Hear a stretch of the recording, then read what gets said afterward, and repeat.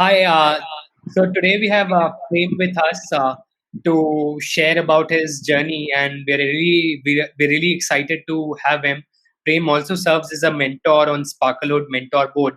Just to give a brief introduction about Prem, he was previously co-founder of CloudCherry, which was exited to Cisco for around 50 million plus USD, and right now in his current avatar he's serving as the chief marketing officer for HipBar, which is India's first legal alcohol delivery app. And Prem has a very versatile experience. So Prem, the first question is, you worked for almost 10 years in a lot of different roles and positions across sectors, very diverse, and then CloudCherry happened kind of 6 years back. Why did you quit your job and why jump into entrepreneurship? Sure. Hey, firstly, thank you so much for having me, and it's very happy to be associated with Sparklehood. And I think what you guys are doing as an idea is great, and very happy to be part of it and lend my support. So to kind of answer your question, right? I think if I go back in time, I think for as long as I remember, probably as early as 2004 or 2003, 2004. That's the earliest that I remember of it. I've always wanted to do something on my own. And this wasn't necessarily about wanting to do something on my own to make a lot of money or to become a unicorn or to become become the next big thing or nothing of that sort. It just was this sort of this thing in me that said, I want to do something. I want to do something on my own, right? I really can't explain why. In fact, way back in 2004, one of the things that we wanted to do was set up one of the first sort of viral / guerrilla marketing agencies before the whole concept of virality even existed, because that was when video phones were coming out. I used to live in Canada, right? And that's when video phones were sort of coming out.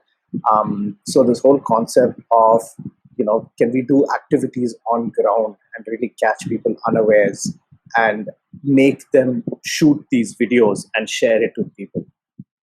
So that was really this is way back in 2004, right? When phones could shoot 3 megapixel videos, stuff like that. Way ahead of its time. Yeah. So stuff like that, but for some reason it just never panned out. Right? I don't know. The stars never aligned, and since then I've consistently been wanting to do something. Just never happened.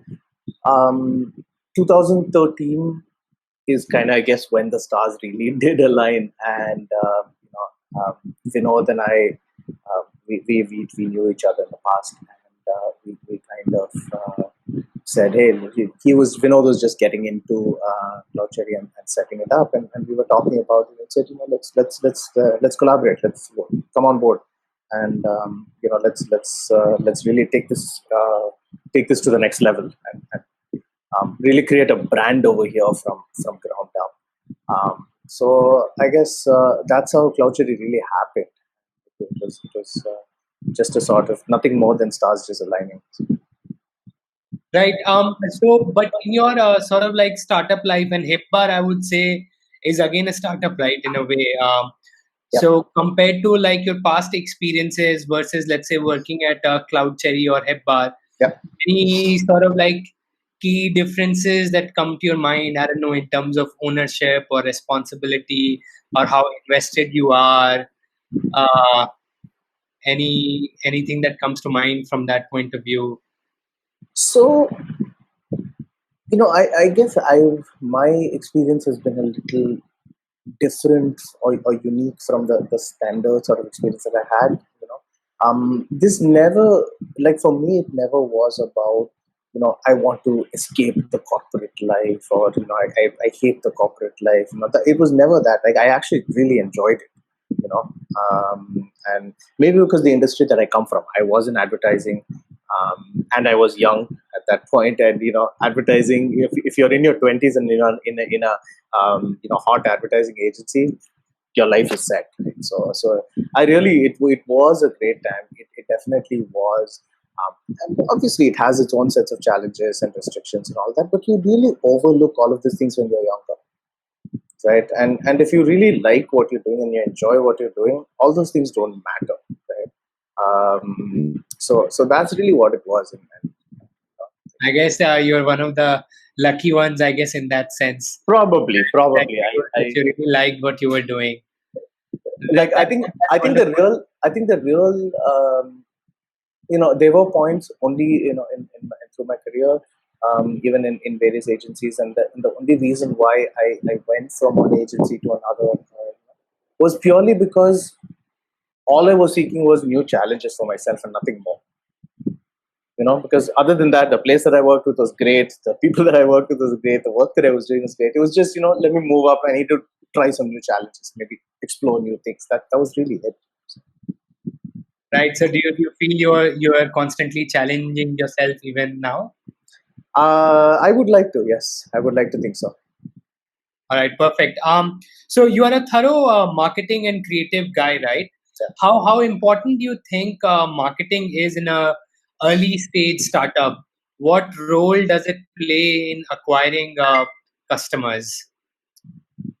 Or if you were to sort of like compare it to, let's say, every early stage startup has very limited resources, and founders had to, if they have to sort of like see a trade-off between building product or features, how should they really like try to align all of it or prioritize? How should they decide, or I guess use something?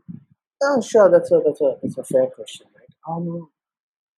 See, I think marketing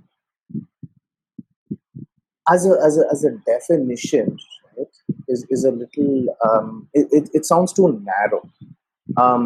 If you really look at it, any founder, anyone that's coming into it, even before they build a business, they are marketing themselves. You know, whether it's talking to the product, to trying to find a product guy to build over their idea, or whether they're trying to go out and raise that first round of angel funds or friends and family or whatever. They are somehow or in some way telling a story. That's really what marketing is. You're just telling a story about what you want to do, right? So in that aspect, I think subconsciously we're always marketing ourselves. We're always marketing our product. We're always marketing our idea. We're always marketing who we are and what we do.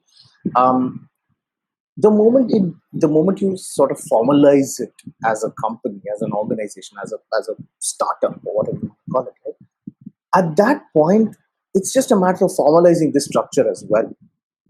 Today you're telling 2 people. Tomorrow you need to be telling 10 people. You need to be telling 100 people. You need to be telling 1,000 people, right? And no matter what you build, no matter how good it is, no matter how incredible your product is, if you have no one to buy it, it serves no purpose, right? Um, so that's really where it comes in, and so I think marketing really as a sort of concept is a day zero thing, right? How you do it, what you do about it, what matters, what doesn't matter. You can be as small or as big as you wish to, And um, I think the general thing is that marketing is a very scary thing, right? And I think what happens is people look at marketing and they're like, oh, you know what if I put something out there and people don't respond? What if I put my website and I don't get hits? Maybe my product is not working. Maybe my idea is not working. Maybe people don't see, right? It is organic. It takes its time. You need to let that time to grow, right?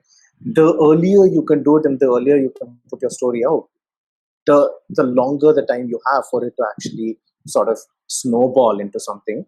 And there'll be that one point when something will happen, right? Some event will happen where your growth goes this way,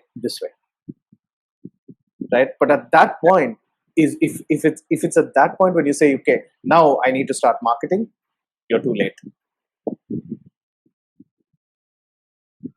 Right. Absolutely. I agree. So in a way, as long as soon as you kind of come up with the idea, and as soon as you have started discussing with the very first set of people, even if it's a co-founder or your own family, in a way you are already sort of driving the narrative around your startup, and over time you just kind of like keep refining it, and as you said, later on you formalize it to reach out to a broader set of audience. Absolutely. Now, And just to kind of add to that, right? I think in every point of your journey, of you building out your company or organization or whatever you want to call it, at every point of the journey, you are building a narrative to a particular target audience. Right? If you're talking to your family, you're telling them a story in a particular way.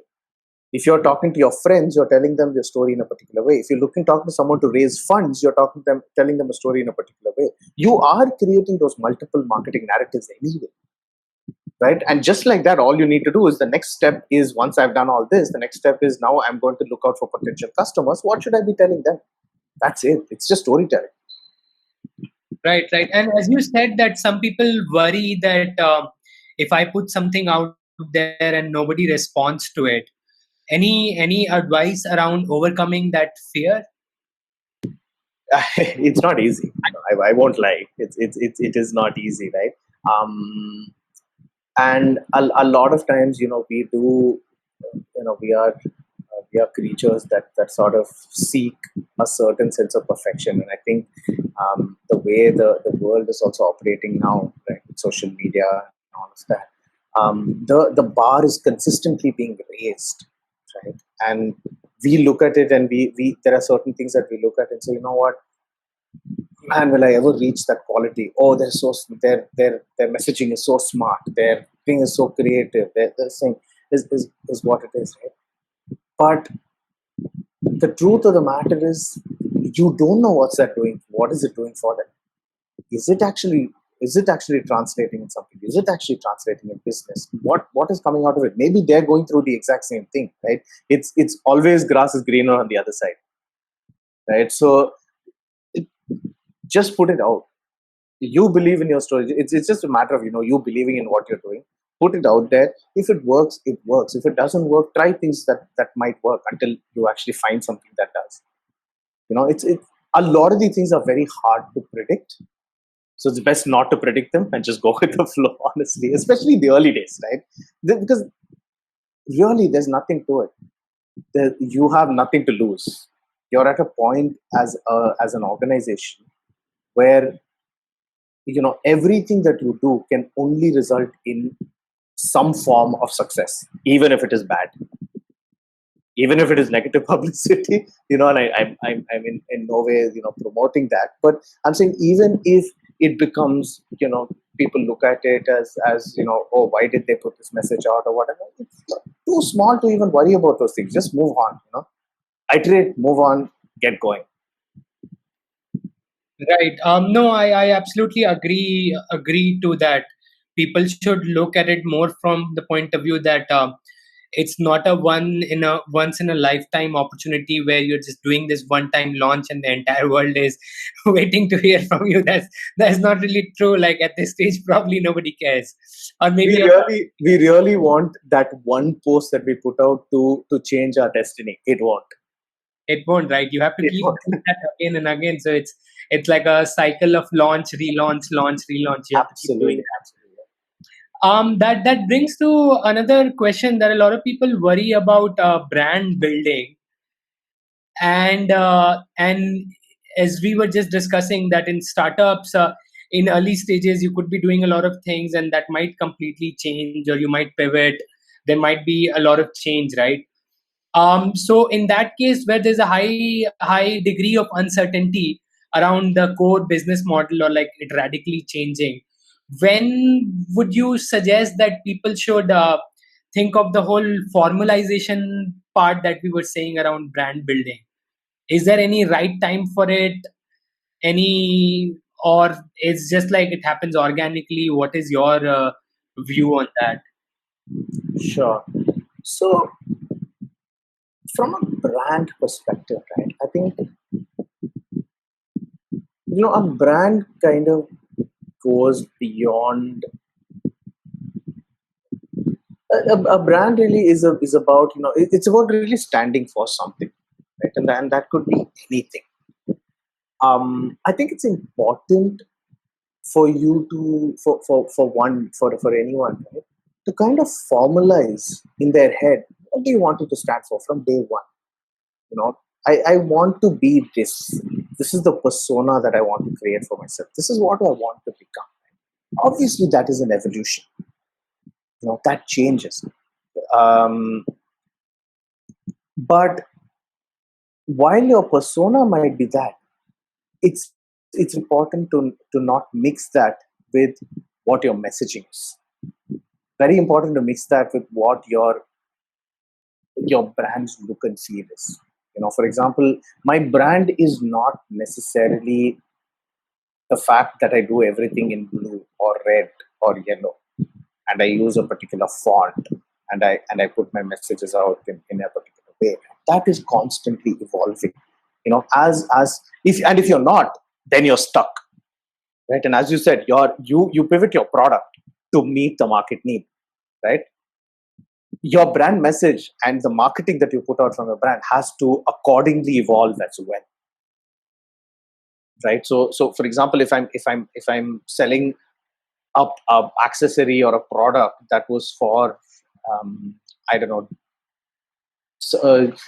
for digital cameras, right?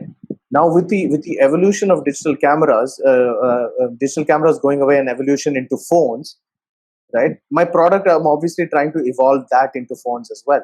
Now I need to market that as a message as well, right? Like if I'm still going to continue having my message about digital cameras and I'm going to sing, I will die, right? That's just a sort of very rough example that I'm giving, right? But that doesn't take away from the fact that I want to be this in terms of a brand. I want people to look at me as this. Do I always want to be that young, edgy, fast, agile sort of brand, right? And the brand, that sort of thought process permeates into everything that you do, right? It permeates into your look and feel. It permeates into your marketing message. It permeates into the type of people that you hire, into the culture that you build as an organization, right? Into the sort of how you manage your scale, right? All of these things have a big bearing on what you decide on day one that I want to be. And obviously, that brand journey is again something that doesn't happen overnight. It's not a tactical marketing message that you put out. It is something that over time it's repeated, and then you sort of set a sort of a pattern to it, and that becomes you at some point. Right? It's like, for example, I did speak about color as an example, right? But in CloudCherry, we particularly use the color red as an indicator everywhere, right? Down to the point where we used to wear when we go for meetings and wear suits and stuff, right? We used to have like a red pocket sleeve, Nice. right? And no kidding, people actually noticed it, right? And someone actually identified us through the red pocket sleeve. Nice. That's amazing. So to me, honestly, that was really that moment of revelation for me as well. It was like, wow, the smallest thing that you would never ever think of is the one thing that actually stood out to someone, and they were able to identify us through that. Right. That's a great example actually.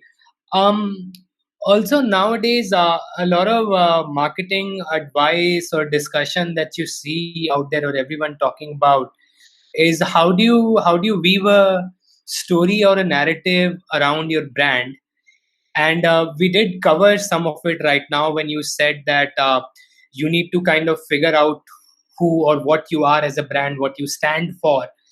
And the colors and a lot of thing and fonts, those are not the main thing. But even if you, let's say, these values, or the example that you gave, that the camera company now transforming into a phone company, and they want to remain like a fast, edgy, young, dynamic company. If such a company, or any other example that you can take, if they had to come up with a story or a narrative which connects emotionally with their target audience or customer segment, is there any pointers around that, how best you can do, or do you get like those indicators, insights from the customer itself? How do you go about it? What would be the approach to try to like come up with the right narrative or the story, I guess? Sure. See, honestly, I don't think there's a one size fits all. And that's partly why the fear creeps in as well, from a brand slash marketing perspective. The fear creeps in because I look at a particular brand doing something and they're successful in it, and I try to replicate it and I fail. Right? And that immediately, I might look at the wrong indicators at that point. Right? Maybe it's just not the right messaging for you. Maybe you've done nothing wrong. Maybe it's just not the right messaging for you, for what you're selling. Right? So while there is no one size fits all, the only thing that I would really say, and I think we spoke about this in the past as well, right, is how do we, a lot of times, and a lot of things, it's always good to take best practices, right? Especially as a smaller company, if you're coming in, it's the wisest thing for you to look at larger companies, what they're doing, because they've invested time and effort into researching and analyzing and figuring out what actually works, right? Like, be it from a website, be it from an app, be it from, say, where buttons should be placed, where CTA should be, and stuff like that. Right? There's nothing wrong in kind of taking inspiration from that, right? Because you're limited resources, right? But what most companies, most sort of startups end up doing is, in doing that, you lose the human element, right? And it ends up becoming extremely sort of a flat out copy. Okay, right? And I think that's really where the first thing that when you're setting up is for you to think, what real human need am I solving? Right? How am I actually making your life easier? How am I actually making your life better? What sort of, like, and make it relatable. Whatever your message is, right? Just make it absolutely relatable. You don't need to follow, the best practices that are given out, or you need to have a headline here. That is fine, but a headline should have this. Not needed, right? Make it real, make it human, make it relatable, make it about something that actually talks to the person and solves a need for them, right? And as long as you work with that in your mind, you'll always be able to understand the mind of the consumer. A lot of times, people come and say, but I don't understand what the consumer is saying. I don't know what they want. I don't know exactly what they want, because you're not thinking like that. Okay. If you look at a consumer as one single individual and think like that person, it'll be so much easier for you to actually put out a message than actually thinking of them as a collective whole. Okay. So, I mean, if there is no framework or right answer, then what I understood from what you're saying is that if you have a very strong capability to empathize with your customer or target audience, and if you're speaking to them a lot, then I think you would have a much better idea or strong connection point, even emotionally, with them in terms of what needs you're solving, and what like really triggers the solution or the problem in the consumer's mind, and maybe the story or the narrative has to be somewhere around that. Absolutely, just think like them. Think like one of them. So typically, most people who come into business and set up their own business, right, have some sort of experience in that space. Like someone who's building out a sales improvement platform, right, is typically a salesperson who has those pain points, right? Translate that. Right. That's all you need to do. Just translate those pain points. Right, absolutely. That is true. Like a lot of good startups that also come up are people trying to solve problems which they themselves faced, or they saw like people close to them facing that problem and they tried to solve it. Right. Absolutely, yeah. So that makes sense. Any sort of parting advice for people who have a full-time job and a lot of other responsibilities, and thinking of starting on their own entrepreneurship journey? What would you have told yourself, let's say, when you were about to start CloudCherry, having done that, been there now? What advice would you have given to Prem, I think in 2014, right? That was 13, CloudCherry. 14. Yeah, so I think what advice? I think I'd rather go before that, because CloudCherry kind of just happened, right? I think I'd probably go before that to all the years and all the ideas that I had in the past, and really say, you know what, just do it, right? It's not about whether you have a full-time job or not, whether you're working somewhere or not. There are multiple schools of thought that says, you will not put enough time into it if you're still working full-time, all of that stuff. We all have our responsibilities. We all have our commitments, the ones that go over and beyond that and find a way to do it will somehow or some way be successful. Maybe not, maybe you might not become a unicorn, but you'll be successful for yourself and you'll be happy in what you do. And you never know, you might, what you start, you could start as small, especially today. Maybe 10 years ago, the channels didn't exist. Today, the channels exist. There are so many channels and so many ways for you to get your business out. So half an hour a day is all you need to get your message out. Be it an Instagram page, be it a Facebook page, be it, whatever, TikTok videos. Just be smart about it. Just be creative about it and have fun. Just get it out there. See where it takes you. Right. That's a great advice, actually, because a lot of people we have a lot of conversations, right? And a lot of people seem to be stuck and not taking the first step because they have this ideal version of high-tech product which they have in their mind. And if they really try to trim it down, there might be other ways to validate or gather some support or community around the problem they're trying to solve. And this is the advice which we're trying to give to most of the people we have conversation with. Like, don't wait for that perfect solution. Start in whatever manner you can, right? So absolutely. Thank you so much, Prem, for sharing your experience and knowledge and wisdom with everyone. Thank you so much for taking out the time. Sure, man. Thanks so much. I really appreciate it, and glad to be part of this, as I said, and look forward to more. Right, perfect. Thank you. Cheers, man. Thanks.